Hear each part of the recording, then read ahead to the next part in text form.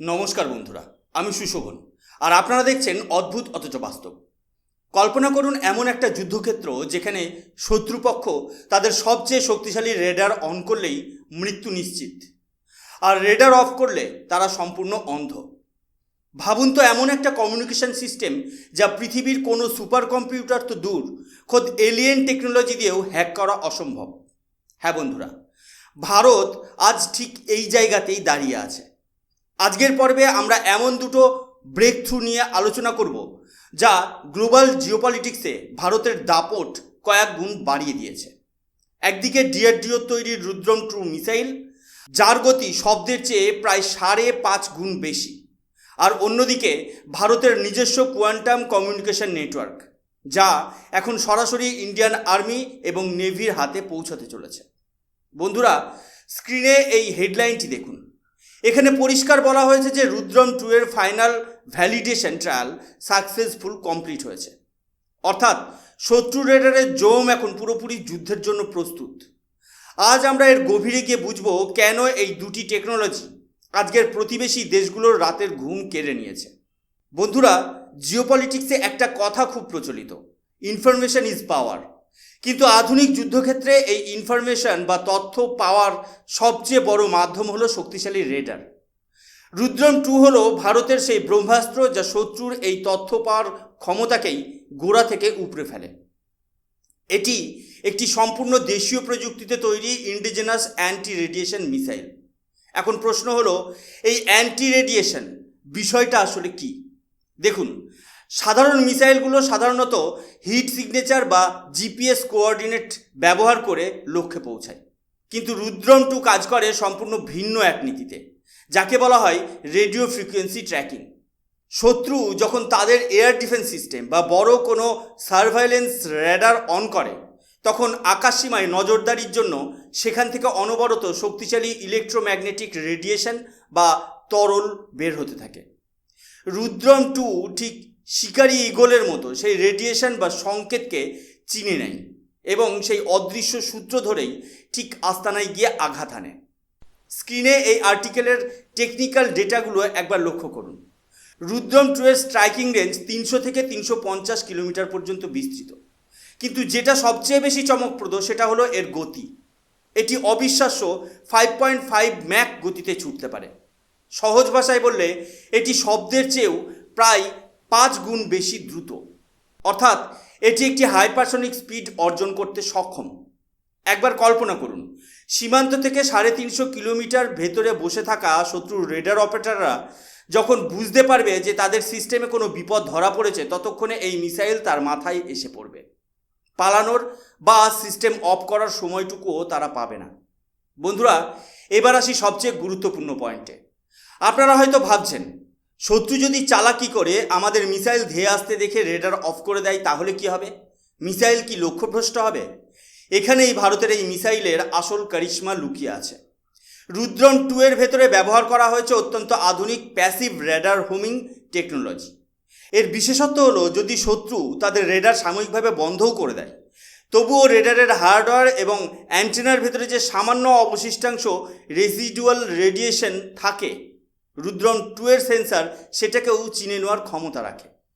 এছাড়া এতে আছে লক অন আফটার লঞ্চ সুবিধা, অর্থাৎ একবার টার্গেট ফিক্সড হয়ে গেলে রেডার বন্ধ করলেও মিসাইল তার স্মৃতিশক্তি ব্যবহার করে শেষ দেখা পজিশনে গিয়ে ঠিক আঘাত করবে। একে সাময়িক পরিভাষায় বলা হয় সিড মিশন বা suppression of enemy air defence, অর্থাৎ কোনো বড় যুদ্ধবিমান বা বোম্বার পাঠানোর আগে এই অ্যান্টি রেডিয়েশন মিসাইল দিয়ে শত্রুর চোখ এবং কান অকেজো করে দেওয়া হয়, যাতে আমাদের মূল এয়ারক্রাফটগুলোর কোনো বাধা ছাড়াই শত্রুর সীমানায় ঢুকে অপারেশন শেষ করতে পারে। এটি শুধু একটি মিসাইল নয়, এটি আকাশপথের যুদ্ধে ভারতের একচ্ছত্র আধিপত্য কায়েমের সবচেয়ে বড় অস্ত্র। এখন প্রশ্ন উঠতে পারে, ভারত কেন হঠাৎ করে এই মিসাইলের উপর এতটা জোর দিচ্ছে? কেন এটা আমাদের জন্য এত বেশি গুরুত্বপূর্ণ? বন্ধুরা, এর উত্তর লুকিয়ে আছে আমাদের জিওপলিটিক্যাল পরিস্থিতির উপর। ভারতের দুই প্রতিবেশী পাকিস্তান এবং চীন গত কয়েক বছরে তাদের আকাশসীমার সুরক্ষাকে অত্যন্ত মজবুত করেছে। তাদের কাছে বর্তমানে S-400 ট্রাম্প এবং HQ-9 এর মতো অত্যন্ত শক্তিশালী এবং আধুনিক long range air defence system রয়েছে। এই সিস্টেমগুলোর রেডার নেটওয়ার্ক এতটাই শক্তিশালী যে আমাদের সাধারণত যুদ্ধ বিমানগুলো তাদের রেডারে ধরা পড়ে যাওয়ার ভয় থাকে। কিন্তু রুদ্রম 2 ঠিক এই বাধার দেওয়ালটি ভেঙে দেয়। যুদ্ধের কয়েক মিনিটেই যদি আমরা শত্রুর এই দামি রেডার নেটওয়ার্কগুলো ধ্বংস করে দিতে পারি, তবে আমাদের পুরো এয়ার ডিফেন্স সিস্টেম একটা সাধারণ লোহার স্তূপে পরিণত হবে। রুদ্রম 2 মূলত সেই সার্জিক্যাল স্ট্রাইক নিশ্চিত করে যা আকাশপথের যুদ্ধে আমাদের জয় ছিনিয়ে আনতে সাহায্য করবে। বর্তমানে আমাদের frontline fighter jet Sukhoi 30 MKI এর সঙ্গে এই মিসাইলটি ইতিমধ্যেই ইন্টিগ্রেটেড অবস্থায় রয়েছে। কিন্তু এখানেই শেষ নয়, ভারতের ভবিষ্যৎ পরিকল্পনা আরও বড়। খুব শীঘ্রই আমরা আমাদের দেশীয় যুদ্ধ বিমান তেজস MK-1A এবং ভারতের উচ্চাভিলাষী 5th generation stealth fighter jet অ্যামকাতেও এই ঘাতক মিসাইলটি দেখতে পাবো। এখন একটু ভাবুন এর শক্তির কথা। একটি হাইপারসনিক মিসাইল যখন 5.5 ম্যাক গতিতে অর্থাৎ শব্দের চেয়ে 5.5 গুণ বেশি দ্রুত গতিতে নিচের দিকে নেমে আসে, তখন পৃথিবীর কোনো ইন্টারসেপ্টর মিসাইলের পক্ষেই তাকে মাঝ আকাশে খুঁজে বের করে বা ধ্বংস করা প্রায় অসম্ভব। রুদ্রম 1 যখন আমরা তৈরি করেছিলাম তখন তার রেঞ্জ এবং শক্তি আমাদের প্রাথমিক ধাপের জন্য ঠিক ছিল। কিন্তু রুদ্রম 2-এ ভারত তার পেলোড ক্যাপাসিটি, স্পিড এবং অ্যাকুরেসি তিনটেকেই কয়েক গুণ বাড়িয়ে নিয়েছে। এটি শুধু যে রেডার স্টেশনে আঘাত করবে তা নয়, এটি শত্রুর গোপন কমিউনিকেশন নিডস, বড় বড় টাওয়ার এবং মাটির নিচে থাকা কমান্ড সেন্টারগুলোকেও নিখুঁতভাবে ধ্বংস করতে সক্ষম। এবার আসি আমাদের আজকের দ্বিতীয় সবচেয়ে বড় এবং স্ট্র্যাটেজিক ডেভেলপমেন্ট নিয়ে। এটি কোনো মিসাইল নয়, তবে এর গুরুত্ব কোনো পরমাণু অস্ত্রের চেয়ে কিছু কম নয়। এটি হলো আধুনিক ডিজিটাল যুদ্ধের সবচেয়ে শক্তিশালী বর্ম। বন্ধুরা, স্ক্রিনে এই হেডলাইনটি একবার খুব ভালো করে খেয়াল করুন। মাত্র কয়েকদিন আগেই খবর এসেছিল যে ভারত 1000 কিলোমিটার দীর্ঘ একটি কোয়ান্টাম কমিউনিকেশন নেটওয়ার্ক সফলভাবে ডিমনস্ট্রেট করেছে। কিন্তু আজ সেই খবরটি আরও এক ধাপ এগিয়ে গেছে। আপডেট হলো ব্যাঙ্গালোর ভিত্তিক ডিপটেক স্টার্টআপ কিউনিউ ল্যাব এর তৈরি এই অবিশ্বাস্য প্রযুক্তি এখন সরাসরি ইন্ডিয়ান আর্মি এবং ইন্ডিয়ান নেভিতে ডিপ্লয় করা হচ্ছে। ভাবুন তো, যেখানে বিশ্বের বাঘা বাঘা দেশগুলো এখনও ল্যাবে পরীক্ষা চালাচ্ছে, সেখানে ভারত সরাসরি যুদ্ধক্ষেত্রে এটি ব্যবহার করতে শুরু করে দিয়েছে। এটি সম্ভব হয়েছে আমাদের ন্যাশনাল কোয়ান্টাম মিশনের অসামান্য সাফল্যের কারণে। এখন আপনাদের মনে প্রশ্ন জাগতে পারে, সাধারণ ইন্টারনেটের সাথে এর তফাৎ কী? কেন একে হ্যাক করা অসম্ভব বলে বলা হচ্ছে? বন্ধুরা, খুব সহজভাবে বুঝুন বিষয়টা।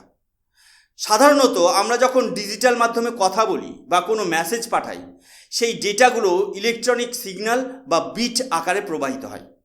শক্তিশালী সুপার কম্পিউটার ব্যবহার করে কোনো দক্ষ হ্যাকার চাইলে মাঝপথে এই সিগন্যাল ইন্টারসেপ্ট বা ডিকোড করতে পারে। কিন্তু কোয়ান্টাম কমিউনিকেশন চলে ফিজিক্সের সম্পূর্ণ ভিন্ন এক নিয়মে। এখানে ডেটা পাঠানো হয় একক আলোককণা বা ফোটনের মাধ্যমে।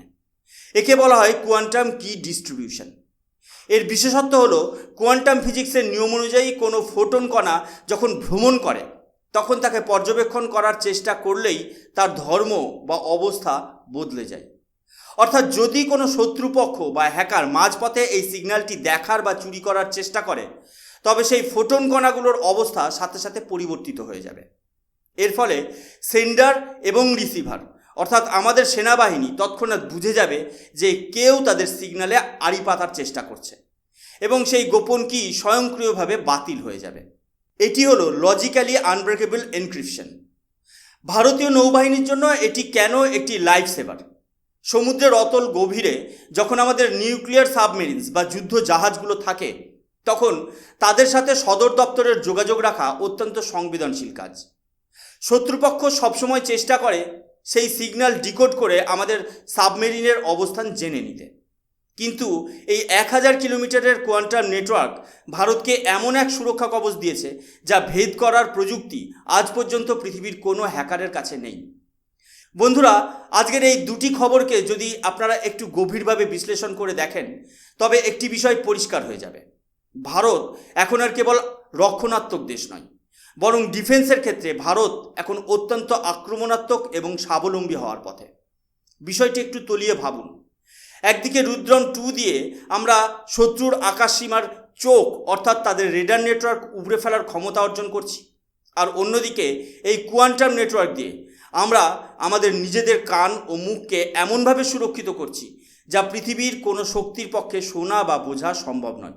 এই ধরনের ডিপ টেক এবং গেম চেঞ্জিং টেকনোলজি যখন সরাসরি আমাদের সশস্ত্র বাহিনীর হাতে পৌঁছায়, তখন আন্তর্জাতিক স্তরে বা গ্লোবাল অর্ডারে ভারতের দর কষাকষির ক্ষমতা কয়েক গুণ বেড়ে যায়।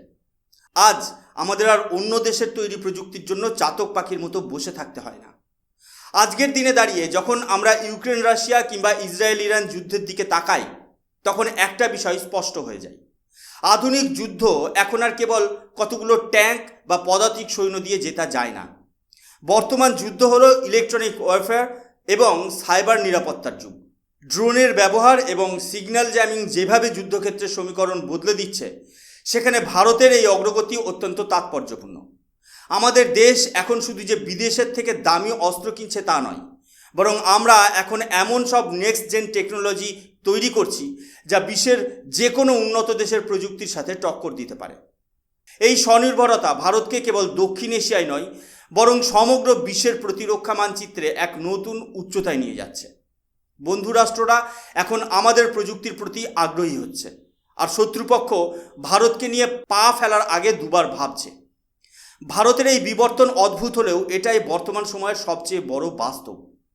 বন্ধুরা, রুদ্রম 2 এবং কোয়ান্টাম কমিউনিকেশন, এই দুই শক্তির মেলবন্ধন ভারতকে দক্ষিণ এশিয়ার এক অপ্রতিদ্বন্দ্বী শক্তিতে পরিণত করবে। আপনাদের কি মনে হয়, ভারত কি এই ধরনের প্রযুক্তিতে আগামী দিনে বিশ্বকে নেতৃত্ব দিতে পারবে? আপনাদের মূল্যবান মতামত নিচে কমেন্ট সেকশনে অবশ্যই জানাবেন।